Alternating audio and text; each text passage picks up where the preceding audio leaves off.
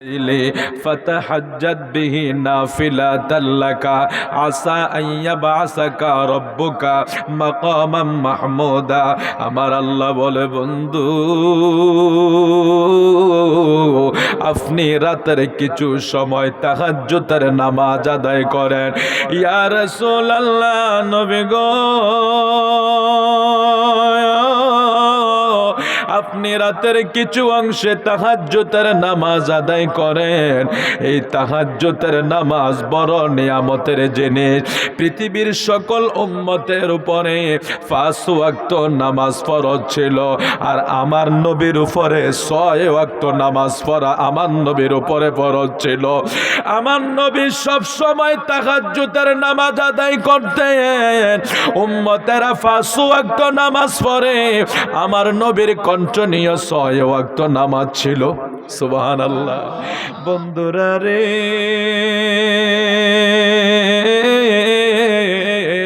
নূর নবীজি নামাজ আদায় করছে তাইলে আমরারও নামাজের প্রয়োজন আছে ঠিক কি না বলেন এখন মসজিদ যে যাবে খালি হচ্ছে না আমরা ভাবতেছি কি জানেন কিছু লাগবে না নামাজ একটু টাকা পয়সা হইলে একটা মসজিদ বানাবো অথবা একটা মাদ্রাসা বানাবো দিতে থাকবো আর কবরে যাইতে থাকবে আর কবর আমরা আলোকিত হয়ে যাবে এখন টাকা দিয়া জান্নাত কিনা যায় নাউজুবিল্লাহ বলেন এসব কিছু হিসাব কিতাব করে আমরা বসে আছি হাজিরিন আমার নূর নবী যেহেতু নামাজ আদায় করেছেন দেখেন আমরা তো 5 ওয়াক্ত পড়ি আমার নবীর উপর 6 ওয়াক্ত ছিল তাহাজ্জুদ সহ আমার নবী কিন্তু তাহাজ্জুদও পড়তে হতো এবং এটা আল্লাহ পাকের ডিক্লার ছিল আমার নবী তাহাজ্জুদ নামাজও আদায় করতেন জোরে কোন সুবহানাল্লাহ তো রাসূলুল্লাহর জন্য একটা স্পেশাল তাহাজ্জুদের একটা বিনিময় আল্লাহ দিবে এজন্য আমার নবীকে স্পেশাল এটা বলে দিয়েছেন হাবিব আপনি তাহাজ্জুদ আদায় করেন এই তাহাজ্জুদের নামাজ এটাতে কত ফজিলতপূর্ণ আমরা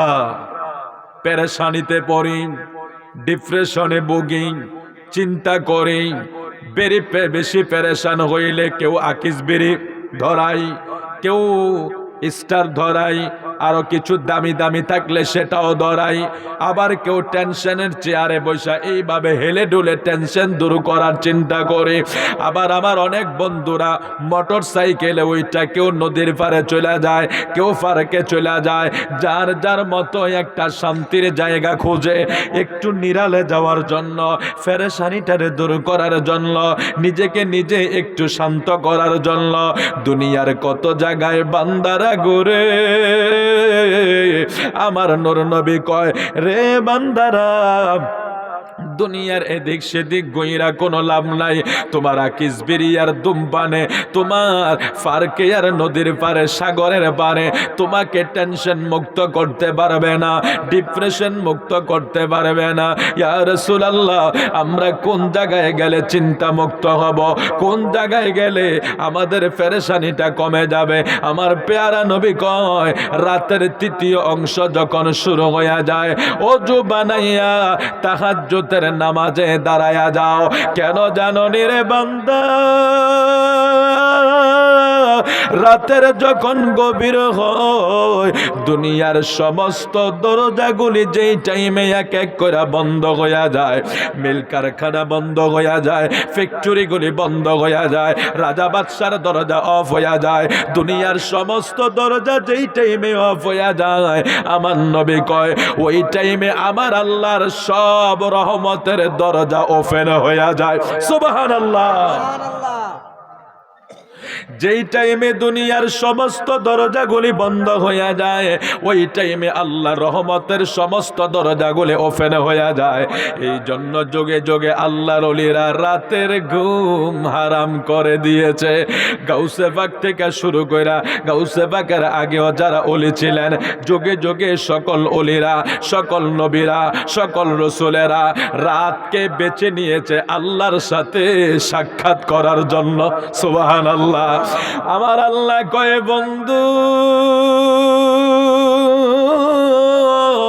আপনি তো সারাদিন মানুষের সময় দেন রাত হইলে একটু আমি আল্লাহরে সময় দিয়েন এটা সূরা মুজাম্মিলের তাফসিরে আছে আল্লাহু আকবার বলবেন না এটা সূরা মুজাম্মিলের তাফসিরে আছে তাহাজ্জুদের যে বিষয়টা সেখানে আরো ক্লিয়ার আছে আল্লাহ যে বলছেন রাতের কিয়দাংশ সময় হাবিব আপনি কিছু সময় নামাজ আদায় করুন, কিছু সময় বিশ্রাম করুন।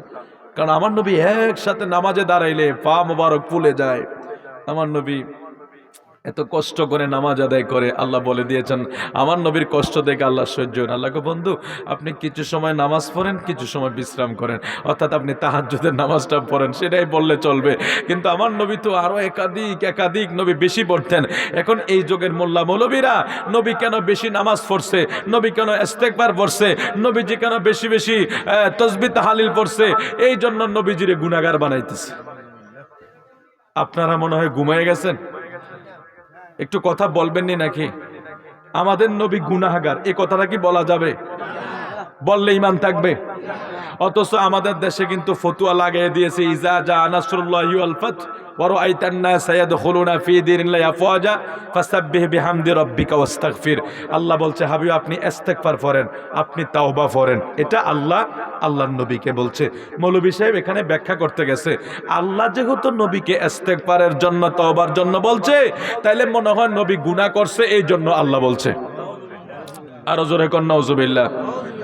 দলিলটা পরে দিচ্ছি। এটা আহলে সুন্নাত ওয়াল জামাতের আকীদা, নবীদের কোনো গুনাহ, নবীরা শুধু আমাদের নবী না, কোন নবীকে গুনাহগার বলা যাবে না। নবীরা মাসুম। জোরে বলুন মারহাবা। আরো জোরে বলি মারহাবা। এবার আসুন, তাহলে আপনাদের মনেও প্রশ্ন, আমার মনেও প্রশ্ন, মাওলানা সাহেব যারা আছে তারার মনেও প্রশ্ন, আল্লাহ আপনি কেন বললেন ফাসাব্বিহ, কেন বললেন বিহামদি, কেন বললেন ওয়াস্তাগফির, কেন বললেন ইন্নাহু কানা তাওয়াবা?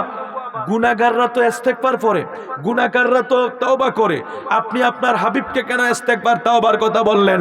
তাফসীর কারক রাইসুল মুফাসসিরিন আব্দুল ইবনে আব্বাস থেকে শুরু করে যুগ শ্রেষ্ঠ তাফসীরগুলো ব্যাখ্যা করে গেছে। আরে আমার নবীর তো গুনাহ নাই, তো নবী ইস্তেগফার পড়লেন কার জন্য? নবীর তো গুনাহ নাই, নবী তাওবা করলেন কার জন্য? যুগ শ্রেষ্ঠ তাফসীর কারকরা তাফসীর করে গেছে আরে এই ইস্তেগফার, এই তাওবা উম্মতের নাজাতের জন্য। এটার আরো বিশ্লেষণ আছে। মুসা নবীর উম্মতেরা যখন গুনাহ করত সাথে সাথে শাস্তি পেত, ঈসা নবীর উম্মতেরা গুনাহ করলে সাথে সাথে শাস্তি পেত, নূহ নবীর উম্মতেরা গুনাহ করলে প্লাবন দিয়ে আল্লাহ শেষ করে দেয়, লূত নবীর উম্মতেরা গুনাহ করলে আল্লাহ আইলা সিডরের মতন বাতাস দিয়ে তাদেরকে শেষ করে দেয়। হুদ নবীর উম্মত, লূত নবীর উম্মত, ইউনুস নবীর উম্মত গুনাহ করলে সাথে সাথে শাস্তি দিত। ইতিহাসে প্রমাণ আছে না নাই? আচ্ছা বলেন আখিরে জামানার নবীর উম্মতেরা কি জেনা করে না? একটু খারাপ লাগতেছে আর কি। জেনা, ব্যভিচার, সুদ, ঘুষ, মিথ্যা কথা বলা, মানুষের ক্ষতি করা, লাল কেটে চিকন করে দেওয়া, মানুষের সম্পদ নষ্ট করা, একজন আরেকজনকে মার্ডার করা, অপরাধগুলি আমাদের মাঝে নাই? হ্যাঁ, তাহলে অন্য নবীর উম্মতেরা গুনাহ করার সাথে সাথে আল্লাহ তাদেরকে সাথে সাথে শাস্তি, কারোর গুল বানাইছে, বেজি বানাইছে, মানে জীবজন্তু জানোয়ার বানিয়ে দিছে, বিকৃত করে দিছে। কিন্তু আখিরে জামানার নবীর উম্মতের এমন আছে? কেন নাই জানেন? কেন নাই জানেন? ইজা জা নাসরুল্লাহ এই সূরার ব্যাখ্যায় লেখা হয়েছে সব নবীর উম্মতেরা আল্লাহ সাথে সাথে শাস্তি দিল। শেষ জামানার নবীর উম্মতেরা তো গুনাহ আরো বেশি করতেছে, কিন্তু আল্লাহ শাস্তি দেয় না, বানর বানায় না, তাদেরকে বিকৃত করে না। এটার একমাত্র কারণ ওই যে সূরা নাসরে আল্লাহ বলেছে বন্ধু আপনি বেশি বেশি ইস্তেগফার পড়েন আর তাওবা পড়েন। এই ইস্তেগফার আর তাওবা আপনার উম্মতের নাজাতের ফয়সালা হবে।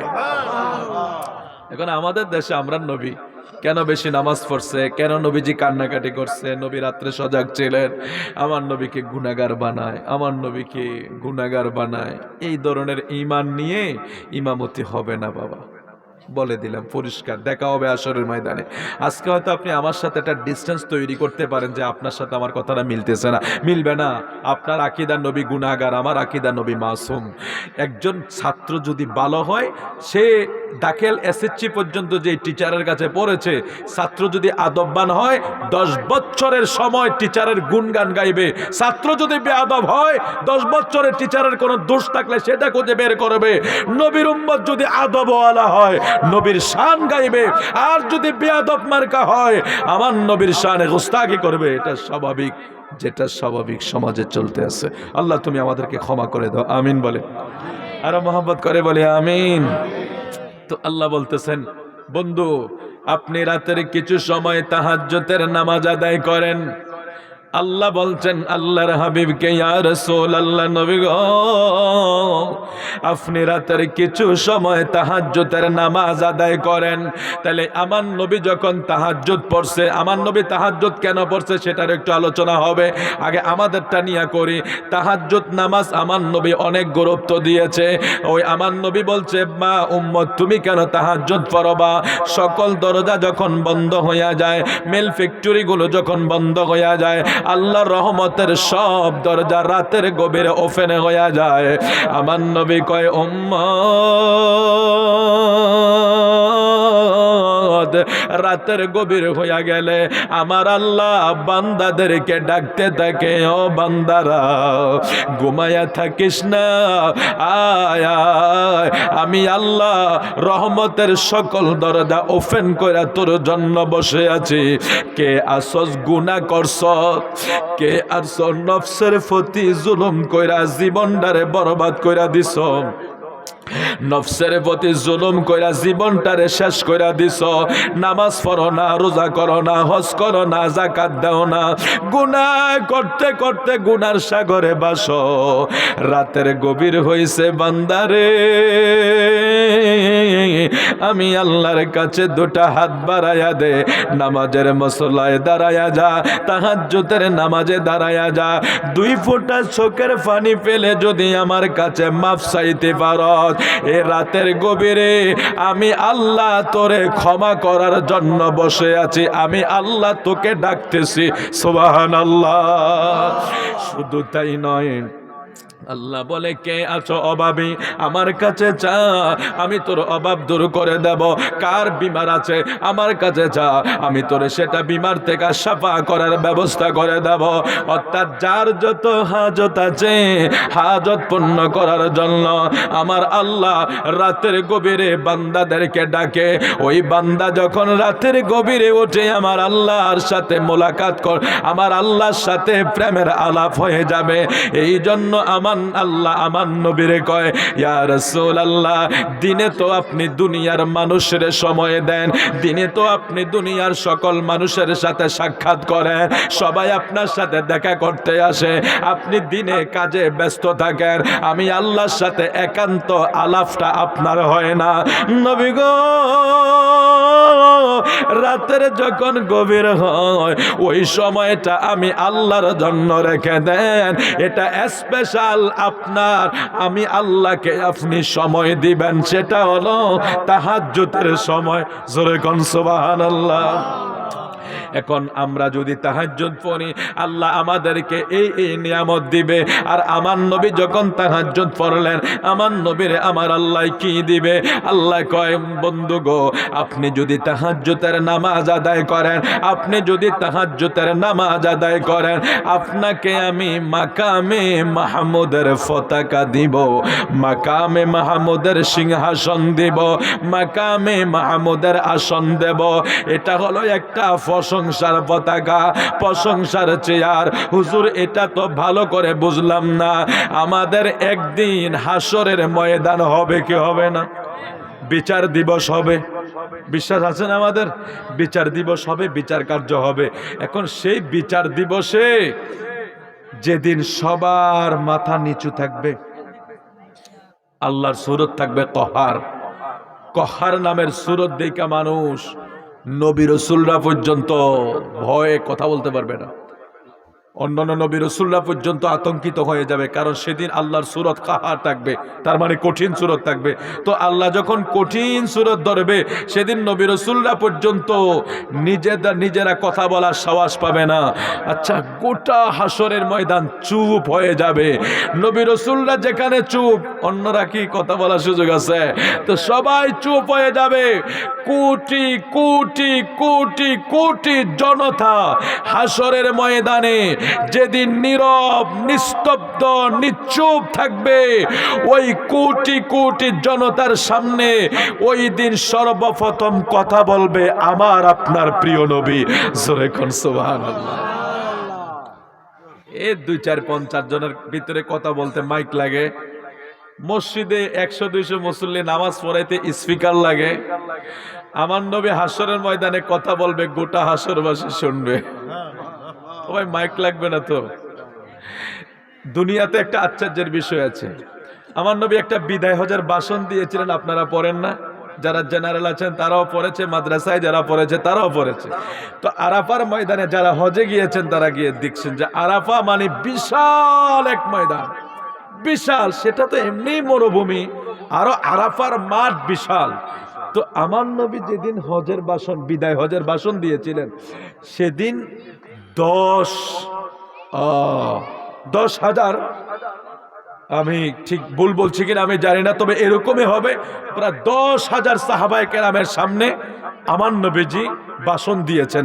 আচ্ছা, 1,000 মানুষ যদি বসে আমার মুখের কথাটা শুনবে? কথা বলুন না। 1,000 মানুষের সামনে আমি মাইক ছাড়া কথা বলতে পারবো নি?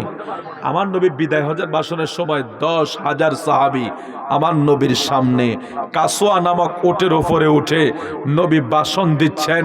ঠিক সামনের লোকেরা যেরকম শুনতেছে, পিছনের লোকেরা ওই রকম শুনতেছে। হ্যাঁ, এটাই রহমত লিল আলামিন। এই রহমত লিল আলামিন যখন হাসরের ময়দানে উঠবে, সবাই যখন চুপ। ও ভাই, শুধু আমরা না, শুধু আমার নবীর উম্মত না, সব নবী তো ওই দিন, সব আদম থেকে ঈসা, ঈসা থেকে কিয়ামত পর্যন্ত যত রুহু আসছে, সমস্ত রুহুগুলি, সমস্ত মানুষগুলি সেদিন হাসরের ময়দানে একত্রিত হয়ে যাবে। তো এটা কত বিশাল ময়দান হবে। বিশাল যখন ময়দান আল্লাহ সাজাবে, সবার মাথা যেদিন নিচু থাকবে, সব মাথা নিচু, কারো কথা বলার সাহস নাই। ওই দিন কোটি কোটি কোটি কোটি উম্মতের সামনে একজন শুধু তিনি দাঁড়িয়ে যাবে, তিনি রাহমাতাল লিল আলামিন। আমার প্যারা রসুল সেই দিন ভাষণ দিবে কোটি কোটি উম্মতের সামনে। জোরে কোন সুবহানাল্লাহ। এটাই হলো নবীজির প্রশংসার চাদর। অর্থাৎ নবীজি যখন হাসরবাসী দেখবে, কিরে আদম কথা বলে না, ঈসা মুসা কথা বলে না, ইব্রাহিম ও খলিলুল্লাহরা কথা বলে না, আজকে রহমতের নবী কথা বলতেছে, রহমতের নবী কথা বলতেছে। ওই সময় আমার নবীর এই শান শৌকত দেখা গোটা হাসরবাসী আমার নবীর প্রশংসা করব। এই দুনিয়া নারের সালাত দিতে চায় না। মোল্লা ওয়াজ করে নারের সালাত, এটা বলে ফালতু স্লোগান। নাউজুবিল্লাহ বলবেন না আপনারা? আচ্ছা, এমপির নামে স্লোগান জায়েজ, মন্ত্রীর নামে স্লোগান জায়েজ, সচিবের নামে স্লোগান জায়েজ, ব্যারিস্টারের নামে স্লোগান জায়েজ, খেলার নামে স্লোগান জায়েজ, বক্তার নামে স্লোগান জায়েজ। আমার নূর নবীর নামের স্লোগানটাই শুধু ফালতু। নাউজুবিল্লাহ বলবেন না? আমার নবীর স্লোগান ছাড়া কোন স্লোগান আর কার্যকারিতা আছে? নাই নাই নাই। তো এরা সবাই দেখেন, আমাদের মাহফিলে আমরা নারের সালাত দিই, আরেক মাহফিলে দেয় না। কেউ এই প্রশংসাটা করে, আরেকজনে করতে চায় না। তো সবাই হাসরের ময়দানে এক হবে না? তো আজকে যারা আমার নবীর প্রশংসা করে না, নারের সালাত দিবে না, নবীর জিকির করা যাবে না, শুধু আল্লাহর জিকির করা। আজকে আমি শুনছি এক বক্তার বক্তব্য, তাফসীর কারক মাহফিল করছে। আল্লাহ কোন জায়গা থেকে ওরা পড়ালেখা করেছে আল্লাহ জানে। ওরা শুধু দুশ্মনী রসুল শিখেছে, আর কিছুই শিখে না। আমার রসুলের জিকির করা যাবে না, শুধু আল্লাহর জিকির করতে হবে, রসুলের জিকির করা যাবে না। এ নাল্লাবাসী, জিকিরের বাংলা শব্দ হলো স্মরণ করা। জোরে বলুন কি করা? আরো জোরে বলুন কি করা? এ বক্তা সাহেব যে কথাটা বলছে যে শুধু রসুলুল্লাহর জিকির করতে হবে, আল্লাহর জিকির ছাড়া, আল্লাহর জিকির ছাড়া আর কারো জিকির করা যাবে না, রসুলুল্লাহর জিকির করা যাবে না, রসুলুল্লাহর জিকিরও সে বাদ দিয়ে দিলেন। আচ্ছা, আজান যখন দেই, আজান তো নামাজের জন্য দেই নাকি? এটা আহ্বান করি, তো আজানের ভিতরে আমার নবীর জিকির আছে না নাই? জিকির মানে স্মরণ করা। আপনারা খেয়াল করেন, আল্লাহকে স্মরণ করলে আল্লাহর জিকির, রসুলকে স্মরণ করলে রসুলের জিকির, কোন ফিরে উলিয়াকে স্মরণ করলে ফিরের জিকির। জিকিরের বাংলা অর্থ হলো কি? স্মরণ করা। তো আপনি যাকে স্মরণ করেন এটাই জিকির অর্থে ব্যবহার হবে। তো আমরা যখন আজান দেই, আজানের ভিতরে আমরা বলি আশহাদু আন্না মুহাম্মাদুর রাসূলুল্লাহ সাল্লাল্লাহু আলাইহি ওয়াসাল্লাম। তাহলে আজানের ভিতরে আমাদের নবীর জিকির আছে না নাই? এবার আসেন আমরা নামাজ পড়ি। আচ্ছা, নামাজটা কার? ইবাদত আল্লাহর না? রুকু আল্লাহর, সেজদা আল্লাহর, তাসবিহ তাহলিল আল্লাহর, ইবাদত আল্লাহর। আল্লাহ কয় নামাজ তো এটা আমার জন্য, কিন্তু আল্লাহ এখানে একটা শর্ত দিয়ে দিছে, নামাজ আমার ঠিক আছে, ইবাদত আমার ঠিক আছে, তবে এই নামাজে যদি আমার বন্ধুকে তাজিম না করা হয় আমি সেই নামাজ কবুল করব না।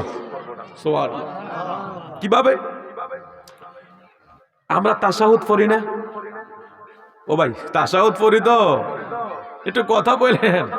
আত্তাহিয়াতু লিল্লাহি ওয়াস সালাওয়াতু ওয়াত তাইয়্যিবাত, আসসালামু আলাইকা আইয়ুহান নাবিয়্যু। আমার নবীরে সালাম দেওয়া লাগে কি লাগে না? আচ্ছা, দুনিয়াবাসীর নামাজ অবস্থা সালাম দিলে নামাজ হবে? নামাজ ভেঙ্গে যাবে না? আলেম ওলামারা তো বলতে পারবে সুন্দর করে। নামাজে কেউ সালাম দিলে, সালামের কেউ উত্তর দিলে নামাজ কি হয়ে যায়? ভেঙ্গে যায়। আর আমার আপনার নবীরে সালাম না দিলে নামাজ হবে? এবার কই যাইবে মোল্লা? নবীর জিকির করা যাবে না? না, শিরক বেদাত। অথচ আল্লাহ কয় জিকির বাদ দিয়ে দিবি, নামাজে আমার নবীর জিকির না করলে তোর নামাজে হইতো না, আজানে আমার নবীর নাম নিলে আজানে হবে না। আল্লাহু আকবার কাবীর। এগুলি খুব আসলে আমি আরেকটা মাহফিলে অনেক লম্বা টাইম আলোচনা করে, ওখানে সমস্যা নাই, ওখানের মাইকগুলি অনেক ভালো, এখানেও ভালো মাইক, কুয়াশা ঠেলে এসছি তো একটু কষ্ট হইতেছে কথা বলার জন্য। তারপরও আপনাদের খেদমত আমি একটু কথা বলবো, আপনাদের কষ্ট হবে না তো ইনশাল্লাহ। আমি আমার এই কয়েকদিন একটু একটা না মাহফিল, আবার গ্যাপ আছে, আর এক রাতে দুইটা মাহফিল, এটা আসলে ভাগ্যক্রমে হয়ে গেছে। এটা খুব একটা শারীরিক উপর চাপ আসে, অনেক চাপ আসে, মাদ্রাসা টাদ্রাসা আছে, আজকে আবার জুমার দিন গেছে। ধরেন সামাজিক জুমা মানে ফকিরবাজার কেন্দ্রীয় মসজিদ, আপনারা অনেকেই ছিলেন, আমার শিপন ভাই এসেছে এই যে গাজীপুরের, তারা জানে সেখানে অনেক বিশাল সমাজ তো, 5 গ্রামের এক মসজিদ, প্রতি জুমাতে আপনার অনেক মিলাদ মাহফিল, এটা সেটা।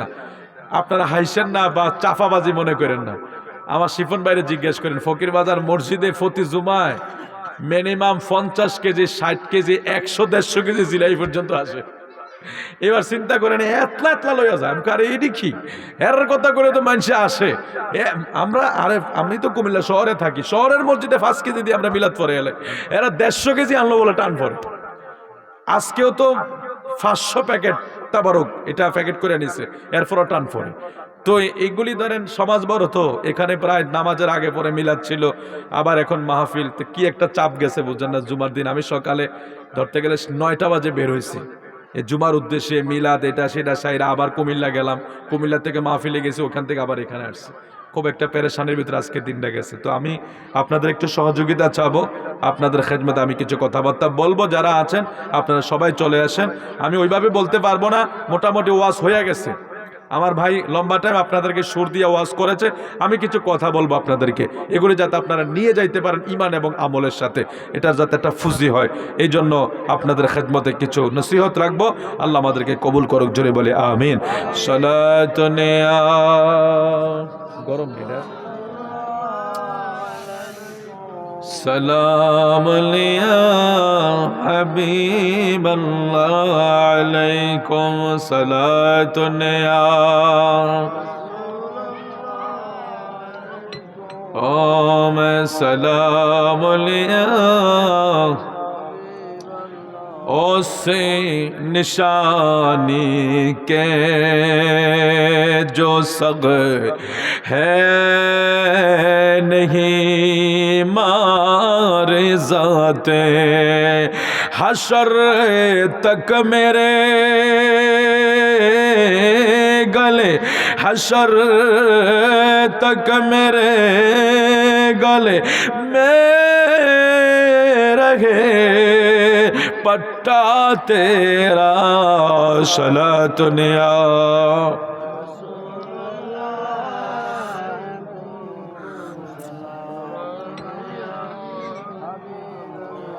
अलैकुम सलातुनिया रसूल अल्लाह सलाम अलैया हबीबल। अर्श हक में अर्श हक है मसनादे रिफात रसूलुल्लाह की, अर्श हक है मसनदे रिफात रसूलुल्लाह की। देखानी है हशर में इज्जत रसूलुल्लाह की सलातुन या रसूल सलामुल या हबीबल्लाह। আমার নূর নবীকে আল্লাহ বললেন, বন্ধু আপনার তাহাজ্জুদের বিনিময়ে আমি আপনাকে মাকামে মাহমুদের চাদর দিব, মাকামে মাহমুদের পতাকা দেব, অর্থাৎ প্রশংসার পতাকা দেব। ময়দানে মাশরে কোটি কোটি মানুষ যখন ওই দিন কথা বলার সুযোগ পাবে না, কোটি কোটি জনতার সামনে যেদিন কেউ কথা বলার সুযোগ পাবে না, ইয়া রাসূলুল্লাহ নবী গো, ওই দিন শুধু আপনি একজনই কথা বলার সুযোগ পাবেন। যেদিন আমার আপনার নবী দাঁড়ায়া একজন কথা বলবে, ওই দিন এই পাগল উম্মতের কাছে কত ভালো লাগবে। সুবহানাল্লাহ।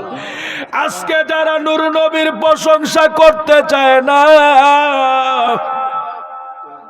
নূর নবীকে ভালোবাসতে চায় না, নবীরে দাঁড়ায়া সালাম দেওয়া বেদাত শিরিক, নূর নবীর নামে সুমা খাওয়া শিরিক বেদাত, নূর নবীজিরে তাজিম করা বেদাত শিরিক, নবীর নামে জিকির করা যাবে না, প্রশংসা করা যাবে না। নাল্লার ভাই বাবারা রে, হাসরের ময়দানে যেদিন সকল নবী রাসূলের আর মাথা নিচু থাকবে, গাউস কুতুবরার মাথা নিচু থাকবে, যেদিন কেউ কথা বলার সাহস পাবে না, এই নাল্লার এই সুন্নি মাহফিলের মানুষগুলি ওই দিন বড় খুশি হয়ে যাবে, ওই দিন বড় আনন্দিত হয়ে যাবে, মনে মনে শুকরিয়া করবে, আল্লাহ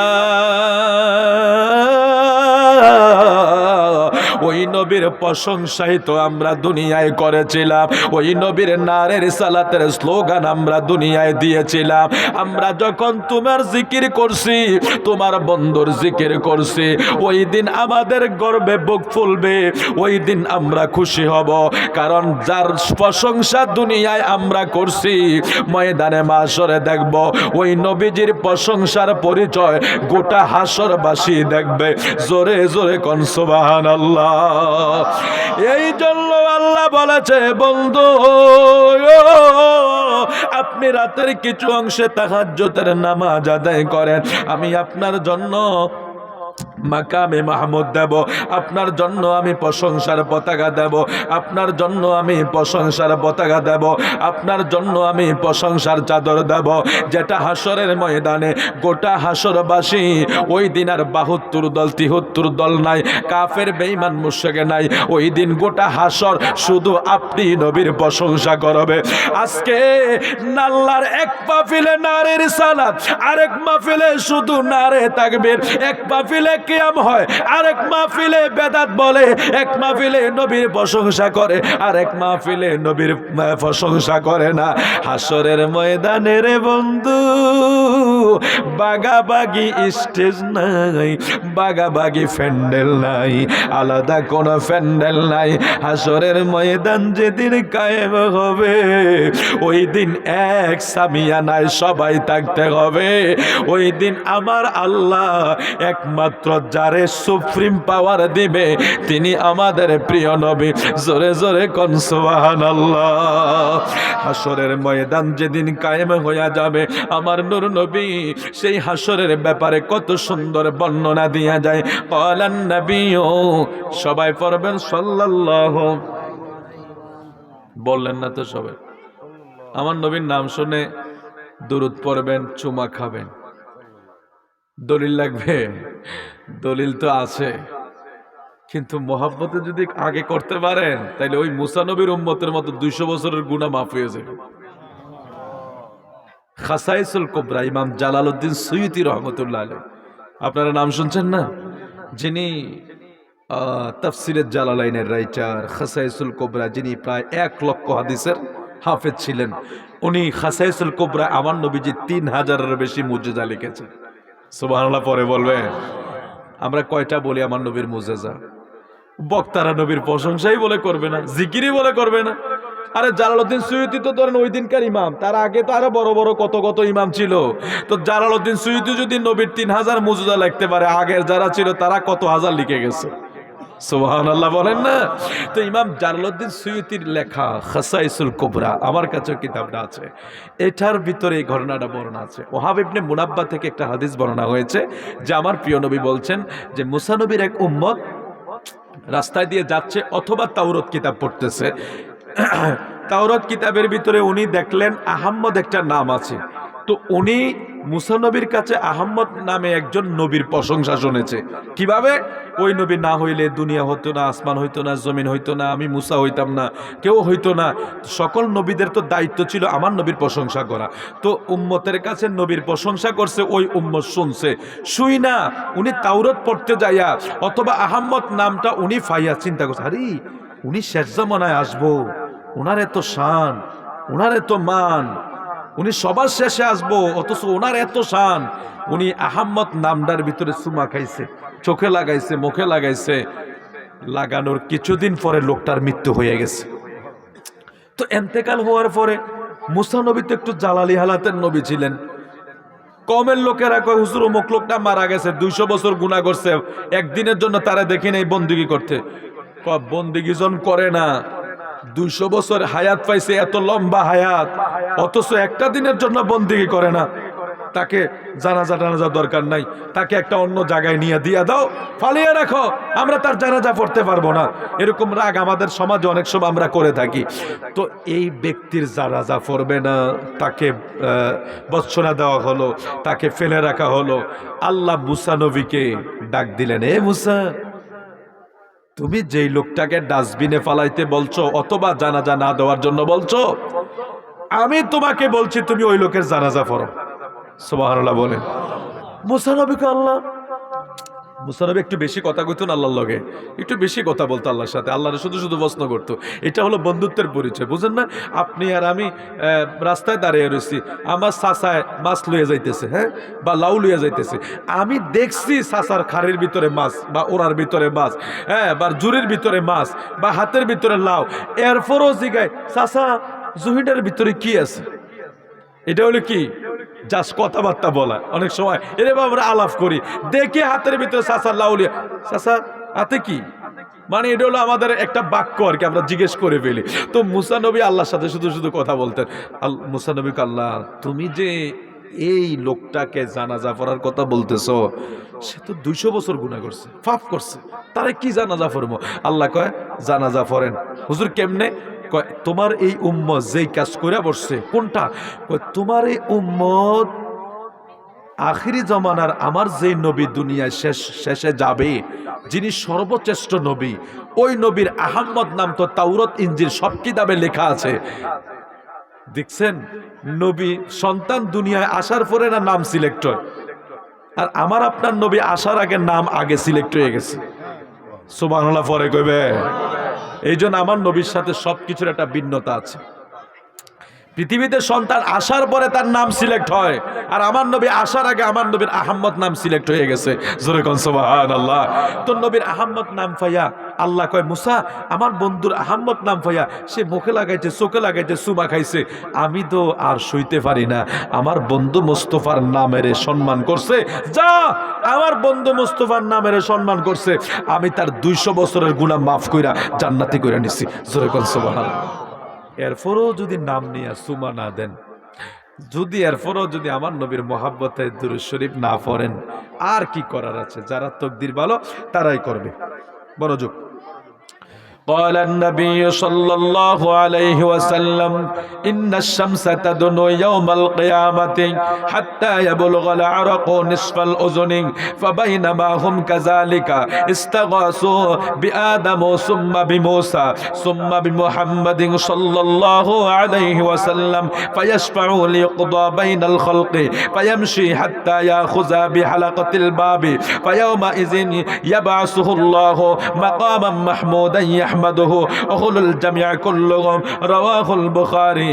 আমার নূর নবী ডাক দিয়া কয় উম্মত নিশ্চয় সূর্য কিয়ামতের দিন নিকটবর্তী হবে, এমনকি ঘাম কানের অর্ধেক পর্যন্ত পৌঁছবে। এমত অবস্থায় হাসরবাসীগণ সম্মিলিত হবে, আদম আলাইহিস সালামের নিকট সাহায্যের জন্য যাবে, তারপরে মুসা নবীর নিকট যাবে। আদম থেকে ঈসা পর্যন্ত সকল নবী রাসূল তাদের অপারগতা প্রকাশ করবে। সর্বশেষ আমি নবীর নিকট আসলে হাসরবাসীদের বিচার করার জন্য আমি আল্লাহর নিকট সুপারিশ করব, অতঃপর তিনি আল্লাহর অতি নিকটবর্তী হবেন। ওই দিন আল্লাহ তাকে মাকামে মাহমুদের প্রশংসার স্থানে সমাসীন করবেন। ফলে হাসরবাসী সকলে আমার নবীর প্রশংসা করবে। জোরে জোরে কোন সুবহানাল্লাহ। কোরআন শরীফের আয়াত হইল ওয়ামিনাল লাইলি ফাতাহাজ্জাত বিহি নাফিলাতাল লাকা আসা আইয়াবাসাকা রাব্বুকা মাকামান মাহমুদা। আল্লাহ কয় বন্ধু আপনি তাহাজ্জুদের নামাজ আদায় করেন, আপনারে আমি মাকামে মাহমুদ দান করব। এই বর্ণনা আমার নবী নিজেই হাদিস মুবারকায় দিয়ে গেছেন। এই হাদিস বুখারী শরীফের প্রথম খণ্ডে আছে 199 পৃষ্ঠা, হাদিস নং 1453। তারপরে আমার নবী আরো বলছেন, রে উম্মতেরা শোনো, হাদিস শরীফে আমার নবী আরো ঘোষণা করছেন হাসরের ময়দানে ঈসা থেকে ঈসা আলাইহিস সালামের নিকট সুপারিশের জন্য আসা হবে। অতঃপর তিনি বলবেন আমি এটার উপযুক্ত নহি, বরং তোমরা নবী মুহাম্মদুর রাসূলুল্লাহ সাল্লাল্লাহু আলাইহি ওয়াসাল্লামের নিকট যাও। প্রথম হাদিসে আমার নবী বর্ণনা করলেন মানুষের হাসরের ময়দানে সূর্যটা মাথার উপরে চলে আসবে, মানুষ গুনার সাগরে সাঁতরাইবে। আজকের যে সূর্যের তাপ দেয় 9,30,00,000 মাইল দূরে আমাদের জমিন থেকে সূর্যের দূরত্ব। এই সূর্য 9,30,00,000 মাইল দূর থেকে যখন তাপ দেয়, চৈত্র মাসের জমিনগুলো ফেটে যায়। চৈত্র মাসের জমিনগুলো ফেটে যায়, তাপমাত্রা যখন আস্তে ধীরে বেড়ে যায়। আমরা যারা হজে গিয়েছি, যারা হজে গিয়েছেন বা যারা বাহিরে থাকেন, আরব দেশে থাকেন, আরব দেশের তাপমাত্রা যখন গায়ে লাগে তখন উপলব্ধি করা যায় এই সূর্যের তাপ ময়দানে মাশরে কি উপায় হবে রে নাল্লার ভাই বাবারা।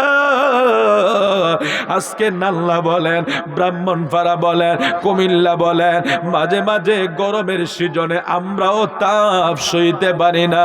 অধিকাংশ বাড়িতে এসি লাগানোর ব্যবস্থা করে, পাত্রে থাকা যায় না, রাস্তায় বের হওয়া যায় না। প্রচন্ড গরমের কারণে অনেক মানুষ অসুস্থ হয়ে যায়, হসপিটালে ভর্তি হতে হয়। যেদিন ময়দানে মাশর কায়েম হয়ে যাবে, আমার নবী কয় ইন্নাশ শামসা তাদনু ইয়াউমাল কিয়ামা। হাসরের ময়দান যেদিন কায়েম হয়ে যাবে, ওই দিন সূর্যটা মানুষের মাথার উপরে চলে আসবে। আজকে সূর্য 9,30,00,000 মাইল দূর থেকে সূর্য তাপ দেয় উল্টা পিঠে। সূর্যের 12টা মুখ আছে, ওই 12টা মুখ উল্টা পিঠে তাপ দেয়। উল্টা পিঠের তাপ 9,30,00,000 মাইল দূর থেকে সইতে পারি না। 9,30,00,000 মাইল দূর থেকে তাপ দে, আমরা সূর্যের তাপটা সইতে পারি না। যেদিন হাসরের ময়দান কায়েম হবে, আমার নবী কয় ওই সূর্য সবার মাথার উপরে চলে আসবে। সেদিন হায় হায় হাহাকারে পরে যাবে ধনী,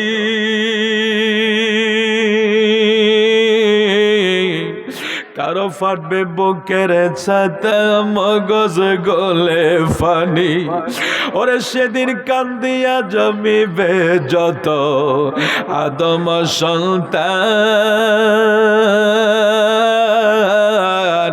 আদমের কাছে যায়া সাইবে এহসান। আরে সেদিন কান্দিয়া জমিবে যত আদম সন্তান, আদমের কাছে যায়া সাইবে এহসান। সেদিন আদম বলবে নফসি নফসি, আমরা কি সুপারিশ করতে পারি গো? সেদিন ঈসা মুসা বলবে নাফসি নাফসি, আমরা কি সুপারিশ করতে পারি গো? তোমরা এই মুহূর্তে যাও না চলে, এই মুহূর্তে যাও না চলে নূর নবীর দরবারে। কঠিন দিনে আমার নূর নবী বিনে নাই কোন বন্ধু গো, নাই দরদি গো। কঠিন দিনে আমার নূর নবী বিনে, কঠিন দিনে আমার নূর নবী বিনে নাই কোন বন্ধু গো, নাই দরদি গো। কঠিন দিনে আমার নূর নবী বিনে। জোরে জোরে কোনে ইয়া রাসূলুল্লাহ। আমার নবী কয় উম্মত রে, সূর্যটা যেদিন তোরার মাথার উপরে আল্লাহ দিয়া দিবে, সূর্যের তাপে মানুষের মাথার মগজ গলি উতলাইতে থাকবে বাতের মারের মতো। হায় রে হায়, ওই দিন মানুষের অবস্থা এমন হইয়া যাবে, জিহ্বা গুলি বের হইয়া নাভি পর্যন্ত চলে আসবে। সকল হাসরবাসী একসাথে হইয়া যখন পেরেশানি হইয়া যাবে, কেউ একজন ডাক দিয়া বলবে হাসরবাসীরা রে, তোমরা তোমাদের কাউকে সুপারিশের জন্য খোঁজো না কেন? মানুষগুলি একটা দৌড় দিবে আদম নবীর কাছে। আদম নবী সেদিন বলবে আমি অপারগ। তারপরে যাইতে যাইতে ঈসা বলেন, মুসা বলেন, ইব্রাহিম বলেন, সকল নবীরা সেদিন বলবে আজকে আমরা পারবো না। শেষ পর্যন্ত ঈসা রুহুল্লাহ আমার নূর নবীর দরবারে যায়, আমার নূর নবীর দরবারে উম্মত গুলারে ফাটাইয়া দিবে। আমার নবী যখন দেখবে আমার নবীর কাছে উম্মত গুলি আসছে, আমার নবী দেখবে উম্মতের জিহ্বা বের হইয়া গেছে, উম্মতের অবস্থা বড় ভয়াবহ হইয়া গেছে। আমার নবী সেজদায় পড়া আমার আল্লাহরে ডাক দিবে, আল্লাহ আল্লাহ আমার উম্মত গুলারে আমার হাওলা কইরা দাও। ওই দিন আমার দয়াল নবী আমার আল্লাহর কাছে সেজদায় পড়া যাবে, আল্লাহ আমার উম্মতের অবস্থা বড় কঠিন হইয়া গেছে, আমার উম্মতরে আমার হাওলা কইরা দাও, আমার উম্মতরে তুমি ক্ষমা কইরা দাও। আমার নবীজিকে আমার আল্লাহ ডাক দেবে, বন্ধু আপনি মাথা ওঠান, মাথা ওঠান। আজকে এই হাসরের ময়দানে আপনার সুপারিশ, আপনার কথাই শোনা হবে। জোরে কোন সুবহানাল্লাহ। ولسوف يعطيك ربك فترضى। আল্লাহু আকবার বলেন। ولسوف يعطيك ربك فترضى। এটা সূরা দোহার 5 নম্বর আয়াত 30 পারাতে আছে। বলেন কোন পারাত? সূরার নাম সূরা দোহা, আয়াত নাম্বার 5। মনোযোগ দিয়ে শুনেন, এগুলি এখন তাফসীর হয় না। তো তাফসীর কোনটা হয় জানেন? কুল ইন্নামা আনা বাশারুম মিসলুকুম। আচ্ছা, এই জগতে কি আর কোরআন শরীফে আয়াত নাই? কথাটা বুঝতে পারছেন না আপনারা? বিশাল তাফসীরুল কোরআন মাহফিল, বক্তা সাহেব উঠছে, তাফসীরুল কোরআন মাহফিল হিসাব বক্তা আয়াতটা লইছে কোনটা? কুল ইন্নামা আনা বাশারুম মিসলুকুম ইউহা ইলাইয়া। আল্লাহ বলছে নবী গো আমি আপনারে মাটি দিয়া বানাইছি, অর্থাৎ তিনি আমরার মতনই রক্তে মাংসে গড়া সাধারণ মানুষ। তাফসীর করে লইছে। আবার মানুষেরও অভাব নাই, সুবহানাল্লাহর মানুষের অভাব নাই। অথচ আমি জানি না আমার বাজান কি আলেম নেই? আচ্ছা, কেউ আছে কিনা আমি জানি না। তারপরে যারা শুনতেছেন, এই যে কুলিন নামা আনা বাশারুম মিসলুকুমের ওয়াজ করলো, বাবারে আর কি কোরআন শরীফে আয়াত নাই?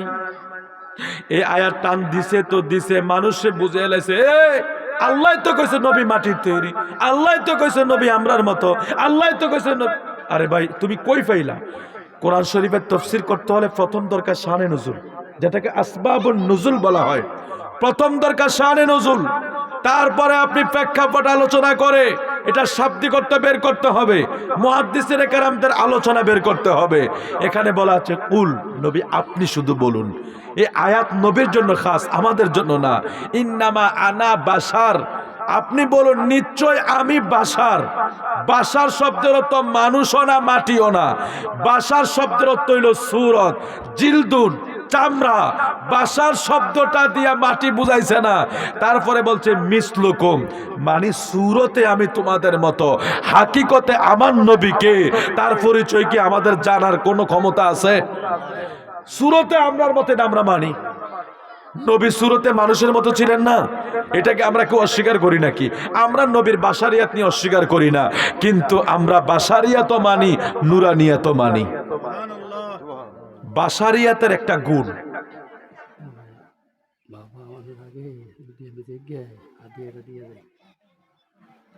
সাল্লাল্লাহু আলা